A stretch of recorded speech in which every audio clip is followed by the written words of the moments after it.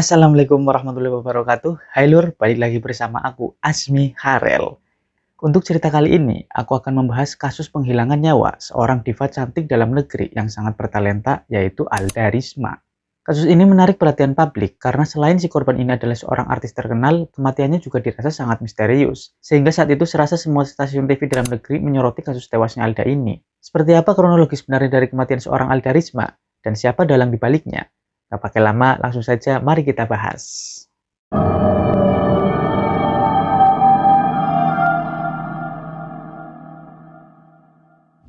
Alda Risma Elvariani lahir pada 23 November 1982 di Bogor, Jawa Barat. Ia adalah seorang penyanyi, model, dan juga aktris. Bakat bernyanyi Alda sudah terlihat sejak ia masih duduk di sekolah dasar, yang mana dia pernah mewakili sekolahnya untuk mengikuti proseni seprovinsi Jawa Barat.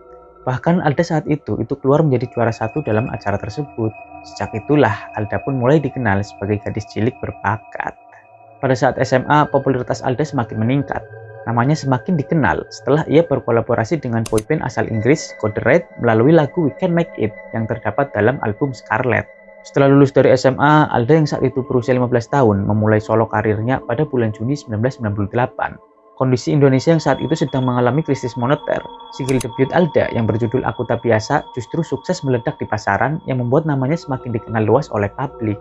Single yang menjadi hitsnya ini mendapat tanggapan positif di Indonesia dan Malaysia hingga membawanya ke Anugerah Musik Indonesia pada tahun 1998 sebagai artis pop solo terbaik.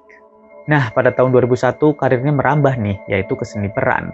Ia membintangi sinetron berjudul Kesucian Prasasti, dan selain itu ia pun merilis album solo keduanya, sekaligus album dewasa pertamanya berjudul Kupilih Yang Mana.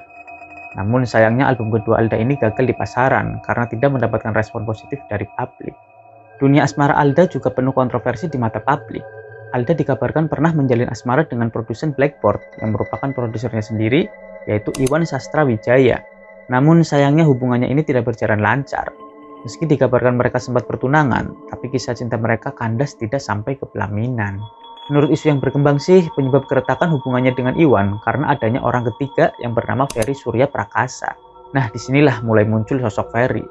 Sebenarnya siapa sih sosok Ferry ini? Ferry yang saat itu berusia 33 tahun adalah seorang pengusaha yang sejak tahun 1988 aktif dalam organisasi sosial keagamaan Agama Buddha Indonesia atau Walubi. Saat bersama dengan Alda, Ferry ini ternyata sudah beristri dan mempunyai 2 orang anak, Lur. Hubungan mereka pun tidak direstui oleh orang tua masing-masing karena berbeda keyakinan. Dan kemungkinan besar juga orang tua Alda nggak tahu kalau Ferry ini sebenarnya sudah punya istri dan anak. Kalau tahu mah pasti tambah gak disetujui lagi. Tapi yang namanya cinta, meski sama-sama gak mendapatkan restu dari kedua orang tua, Alda dan Ferry ini tetap menjalin asmara secara diam-diam atau istilah kerennya backstreet. Hingga akhirnya pada 12 Desember 2006, Alda Risma mengejutkan dunia entertainment Indonesia setelah dirinya ditemukan tidak bernyawa di kamar hotel Grand Menteng nomor 432. Berita kematian yang tiba-tiba ini sontak membuat publik bertanya-tanya, apalagi ditemukan 25 bekas suntikan di tubuhnya, yang diduga kematiannya ini dikarenakan overdosis. Hal ini diperkuat dengan keluarnya keterangan resmi dari ahli forensik RSCM, Zulhasmar Samsu. Beliau menyatakan jika Alda tewas karena keracunan zat psikotropika. Nah, bekas suntikan yang ada di tubuhnya ini dikonfirmasi mengandung benzodiazepin, propofol, petidin, morfin, dan pil analgenik. Perpaduan obat-obatan tersebut menyerang sistem saraf pusat dan saluran pernapasannya, yang membuat Alda kehilangan nyawa. Fakta tersebut menambah misterius kasus kematiannya. Publik pun bertanya-tanya, apa yang sebenarnya terjadi dengan Alda? Apakah dia menyuntikkan obat sebanyak itu ke tubuhnya sendiri sehingga overdosis? Atau karena ada yang sengaja menyuntikkan obat-obatan tersebut dengan niat untuk membunuhnya? Saat itu kematiannya pun seolah memendam banyak misteri.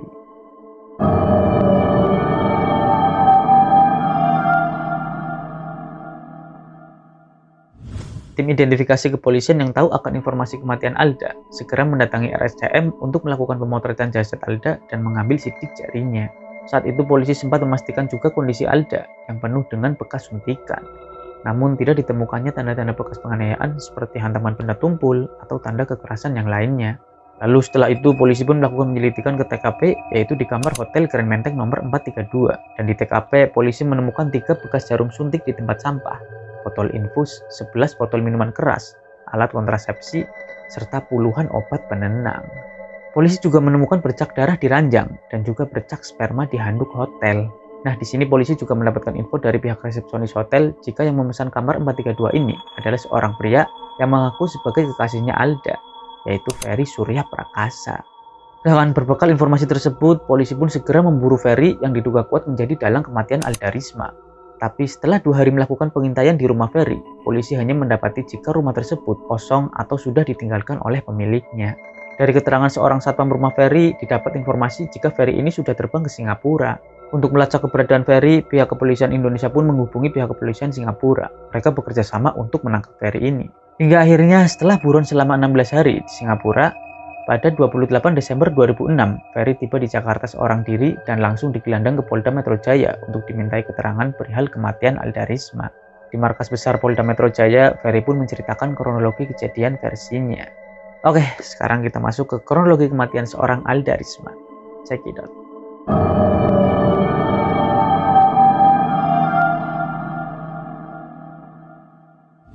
Jadi menurut keterangan Ferry, pada tanggal 10 Desember 2006, Ferry menjemput Alda di rumahnya di Bekasi.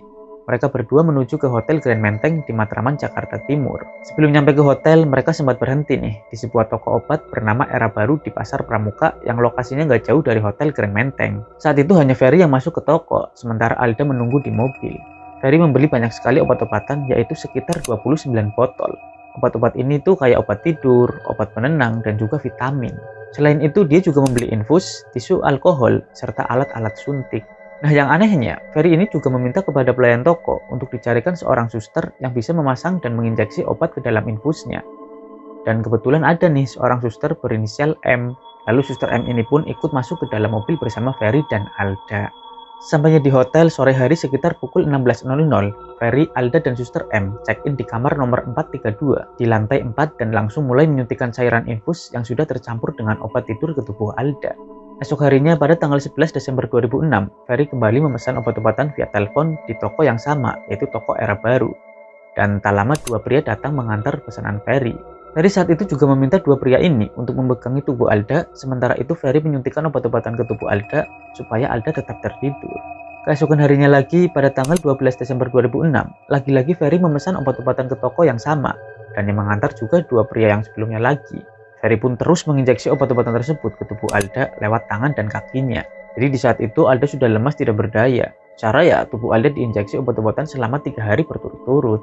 Ferry menyogok 2 pria pengantar obat-obatan tadi dengan 100 gram emas supaya mereka ini tutup mulut.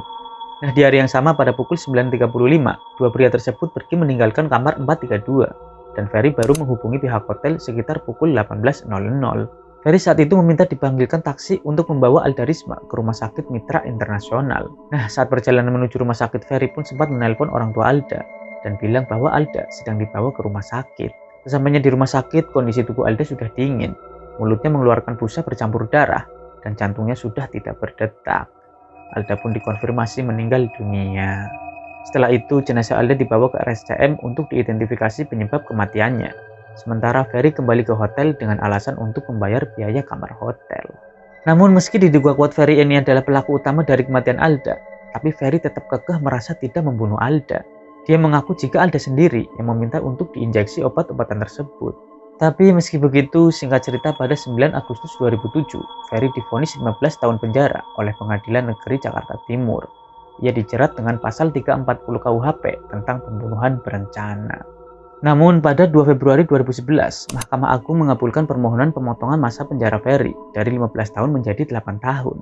Alasan Mahkamah Agung memberikan keringanan hukuman kepada Ferry karena pasal yang menjerat Ferry berubah dari 340 KUHP tentang pembunuhan berencana menjadi pasal 338 KUHP tentang pembunuhan biasa. Hal ini dikarenakan tidak ada bukti yang kuat yang mengidentifikasi Ferry ini melakukan pembunuhan berencana karena ada banyak bekas suntikan di tubuh Alda yang sudah lama. Ferry hanya dianggap lalai dalam mengawasi konsumsi obat-obatan Alda sehingga menyebabkan overdosis. Selain itu, Ferry juga tidak melakukannya sendirian. 2 karyawan toko juga ikut andil sehingga mereka dijatuhi hukuman yang sama, yaitu 8 tahun. Dan akhirnya kebenaran kematian seorang Alda Risma masih dianggap misteri hingga sampai saat ini. Karena belum ada fakta yang pasti yang dapat menjawab tentang kematian Alda. Apakah Alda ini overdosis karena memang atas kemauannya sendiri disuntik obat-obatan sebanyak itu? Atau dia dibuat tak sadarkan diri, terus disuntik obat-obatan lagi sampai dia tewas? Dan apakah benar Ferry ini yang membunuh Alda? Karena sampai sekarang juga belum terjawab apa motif sebenarnya Ferry sampai tega membunuh kekasihnya ini. Ataukah ada pihak lain yang menginginkan kematian Alda Risma? Karena kasus ini seperti masih banyak menyimpan misteri loh. Salah satu yang paling mencurigakan yaitu keberadaan Suster M yang membantu menyuntikkan obat-obat ke tubuh Alda. Dia ini seolah tidak ada kabarnya. Siapa dia dan kemana dia? Sampai sekarang tidak ada yang tahu. Oke, seperti itulah kasus kematian salah satu diva Indonesia, Alda Risma. Komen jika ada informasi tambahan di kolom komentar ya. Ketemu lagi di cerita lainnya. Aku akhiri. Wassalamualaikum warahmatullahi wabarakatuh.